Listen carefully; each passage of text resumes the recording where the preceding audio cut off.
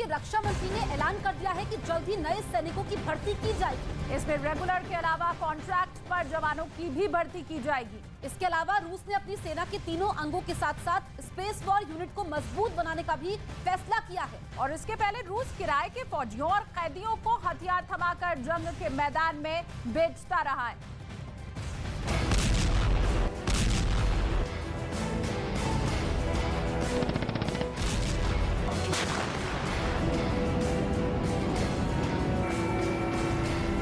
कहते हैं ताकत का असली अंदाजा तभी लगता है जब ताकत को आजमा कर देखा जाता है।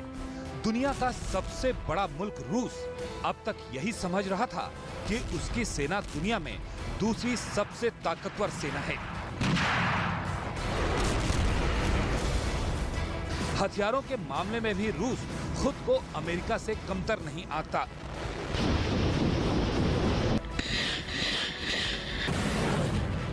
लेकिन यूक्रेन की जंग शुरू होने के बाद रूस को अपनी सैन्य ताकत का असल अंदाजा लग गया। 11 महीने की जंग के बाद रूस को अब एहसास हुआ है कि उसकी सेना को और ज्यादा ताकतवर होने की जरूरत है। रूस के रक्षा मंत्री सर्गेई शोइगु ने सेना की ताकत बढ़ाने के लिए यूक्रेन में रूसी सेना के कमांडर जनरल वॉलेरी गेरासिमोव सहित सैन्य प्रमुखों के साथ एक बैठक की। इस बैठक में रूस की सेना के विस्तार का फैसला लिया गया। बैठक के बाद रक्षा मंत्री सर्गेई ने कहा कि सेना के लिए नए हथियारों से लेकर जवानों की भर्ती तक के फैसले लिए गए। Критически важный объект Российской Федерации возможно только за счет усиления ключевых структур компонентов вооруженных сил. Нарастить объемы подготовки специалистов в военную безопасность государства, защитить новые, создать 2 новых межвидовых стратегических территориальных объединений вооруженных сил, Московский и Ленинградский военные округа, а также самодостаточные группировки войск на территориях новых субъектов.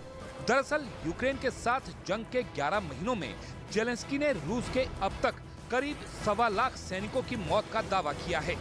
रूस की ओर से नए सैनिकों की भर्ती का ऐलान यूक्रेन के इस दावे को और मजबूती दे रहा है।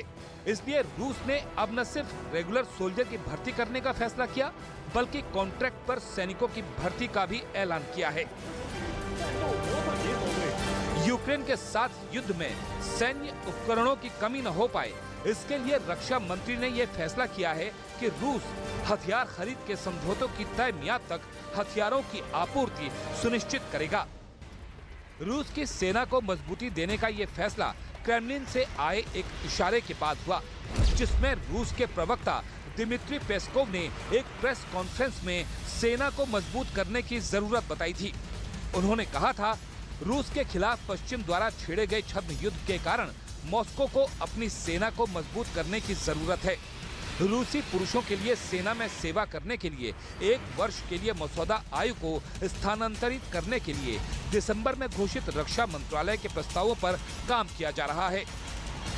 मौजूदा वक्त में रूस के पास दुनिया में सबसे ज्यादा परमाणु बम है, जबकि अमेरिका दूसरे नंबर पर है।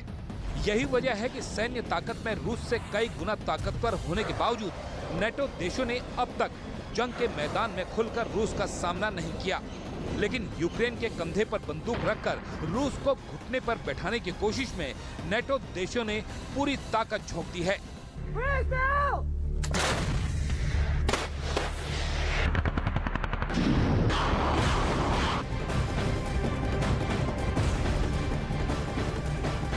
रूस की तरफ से नए और घातक हथियार तैनात किए जा रहे हैं। और वहीं दूसरी तरफ रूस के रक्षा मंत्री सर्गेई शोइगु ने यूक्रेन के कब्जे वाले इलाकों का दौरा किया है। इस वीडियो को खुद रूस की तरफ से जारी भी किया गया है, जिसमें संदेश दिया गया है कि रूस अभी शांत होने वाला नहीं है।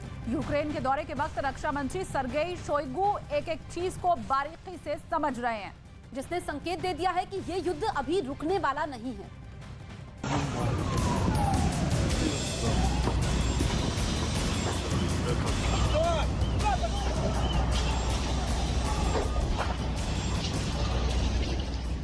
यूक्रेन में क्या इससे खतरनाक तस्वीर आपने देखी है?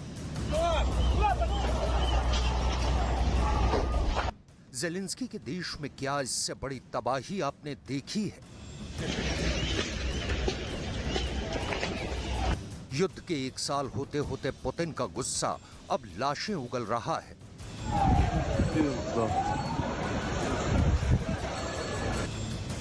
पुतिन ने इसके लिए अपनी सबसे खतरनाक क्रूज मिसाइल से हमले तेज कर दिए हैं। ये है पुतिन की सुपरसोनिक क्रूज मिसाइल KH-22।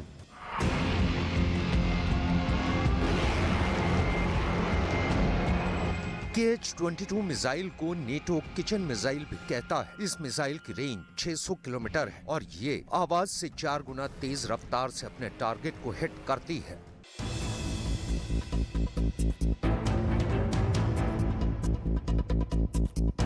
रूस की इस मिसाइल ने नीप्रो में 9 मंजिला इमारत का ये हाल किया। इससे अंदाजा लगाइए कि मिसाइल कितनी खतरनाक है। अब यूक्रेन की फौज ने ये मान लिया है कि उसके पास ऐसी मिसाइल को रोकने वाला कोई एयर डिफेंस नहीं है। ये रूस की वो मिसाइल है जिसे एयरक्राफ्ट कैरियर का किलर कहा जाता है। Що сталося у Дніпрі, те, що Росія готує нову спробу перехопити ініціативу у війні, те, що характер бойових дій на фронті потребує нових рішень в оборонному постачанні, все це тільки підкреслює, як важливо координувати наші зусилля усіх учасників коаліції захисту України. इस मिसाइल के इस्तेमाल होने का मतलब है कि रूस अपने बड़े बॉमर जैसे Tu-22M या फिर Tu-95 का इस्तेमाल भी यूक्रेन पर कर रहा है, क्योंकि ये मिसाइल इन दोनों बॉम्बर्स से लॉन्च की जाती है। इस मिसाइल के बारे में कुछ बातें आपको आगे बताएंगे। पहले रूस यूक्रेन युद्ध को लेकर 2 और बड़ी खबर देख लीजिए।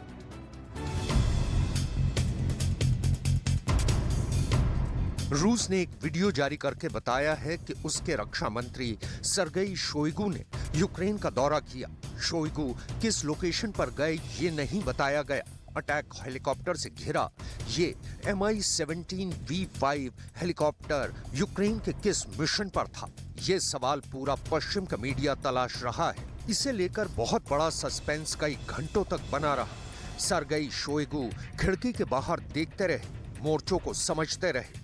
रूस की फोर्स की सही पोजीशन उन्हें बताई गई, मैप भी दिखाए गए। ये हेलीकॉप्टर कहां उतरे, रूस की फोर्सेस ने इसका पता नहीं लगने दिया, क्योंकि ये दौरा बहुत ही हाई प्रोफाइल था। ऐसे हेलीकॉप्टर्स का काफिला कभी भी ज़ेलेंस्की के एयर डिफेंस मिसाइल का टारगेट बन सकता था।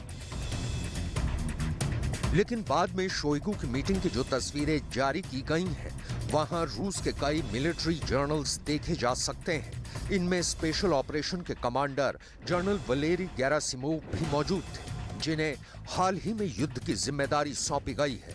रूस के रक्षा मंत्री का इस तरह बहुत ही खुफिया दौरे पर पहुंचना बताता है कि ग्राउंड पर पुतिन कुछ बहुत ही खतरनाक करने की तैयारी कर रहे हैं।